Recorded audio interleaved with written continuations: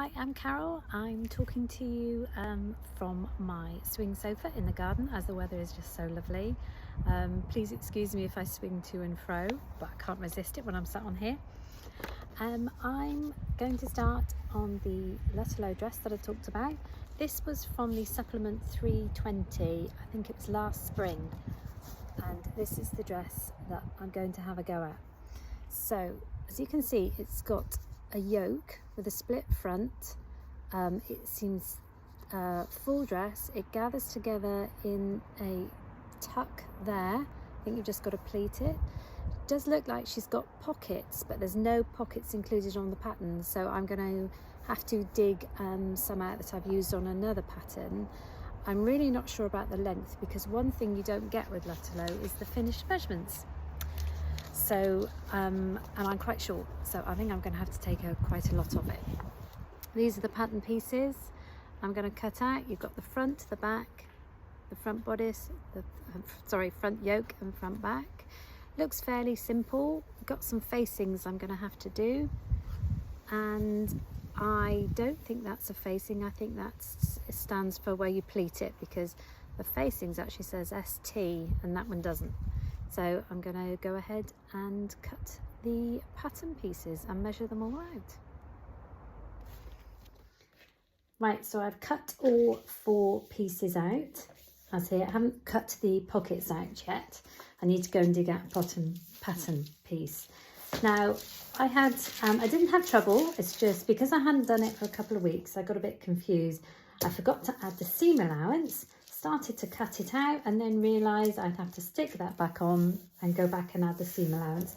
And that's really naughty of me, because that's the one thing everybody kept reminding me of doing. So that's the back piece, going to be cut on the fold, fairly straightforward.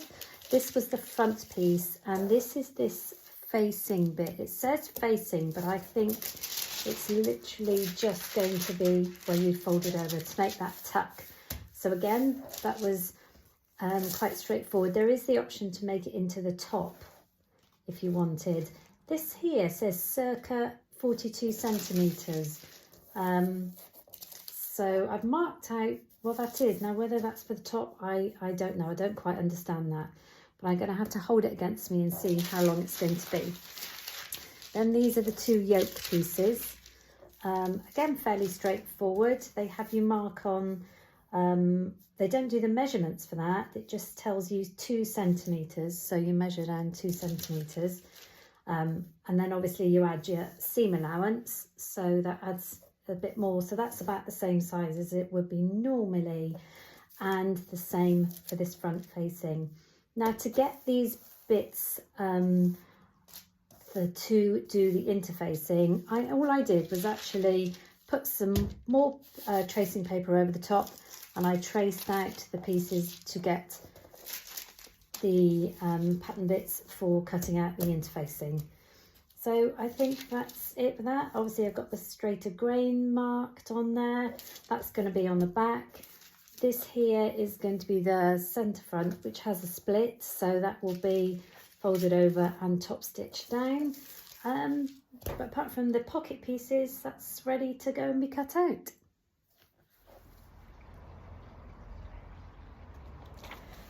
So as the sun goes down this evening, as I'm filming this, the sun goes down on the project of the Lutterloh dress. This is the 3rd item I've made.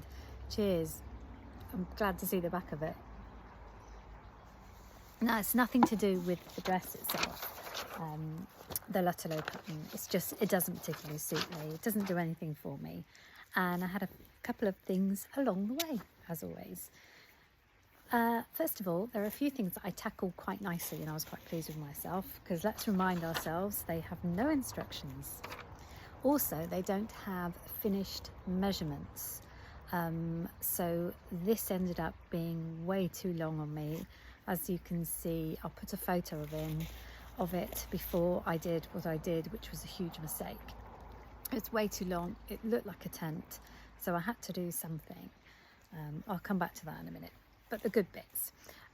What I remembered to do was you had to create facings, which I did, and interface them. So that actually stands up quite nice. Now this lines up now, but originally, I will show you, it didn't line up. It was about 5 millimeters out and I couldn't bear it. I had to line up with that pleat below. It's about 1 millimeter out, but I'm not going to go back and do it again. So did the facings, worked out what to do there. That worked out quite nicely. The fabric is, although it's beautiful, it would be far better off as a top, not as a dress, because it just has a mind of its own. It's very light chambray, and even as you cut it, it starts throwing off different shapes. But you know, when you're pressing it and sewing through it, it was beautiful. I'll show you the footage first.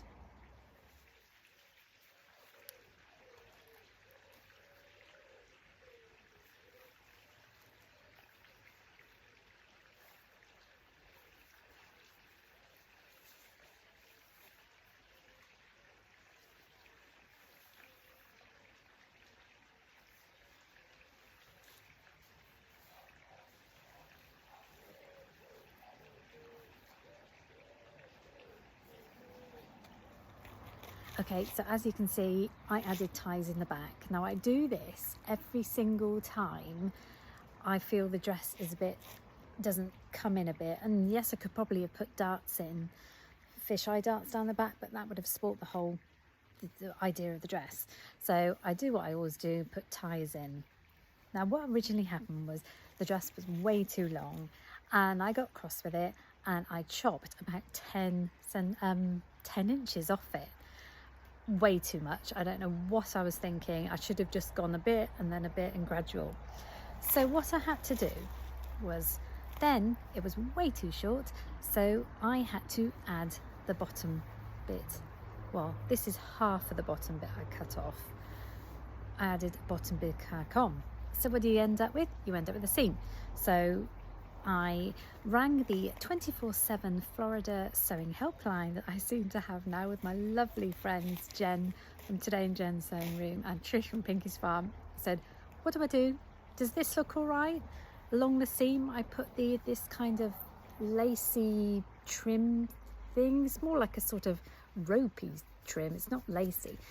And they said, yeah, no, it looks fine. Make it shorter, put that on. And then to kind of tie it together, I put it on the sleeve edges as well. It kind of makes me, it does, I was so scared it looked like a hospital gown, but I think just adding that little bit does help, and adding the ties helps a bit. Now, all in all, this dress, we have to admit, looks exactly like that, but even then it's a tent. I added the side pockets, that kind of makes the dress not hang so well. I'll probably wear the dress around the house. I won't wear the dress out, so I'm going to leave the pockets on because I'm not too worried. I've had to do something which I've never done before. The pockets kept flipping to the outside, even though I did that little bit of trimming that they always tell you to do. So I had to put, just, you can't really see it, which is good. I'm glad you can't see it. There's just a couple of rows of stitching there, top and bottom, to try and keep it wedged to the front. So that was it. That's my third item. I have to say, I really enjoy doing it. I love plotting it out. I've learned now just to double check after I plotted all the coordinates, I then count them up to make sure I've done the right amount. That seems to help me. I always forget adding the seam allowance. I've got to sort myself out on that. But I really enjoy doing it. And I've decided it's now time to move on, and I'm going to attempt a pair of trousers. There's two things. I would love to make a jumpsuit for my daughter, but I just haven't got the right fabric for that at the moment. Whereas I do have, sorry, I should have been more prepared.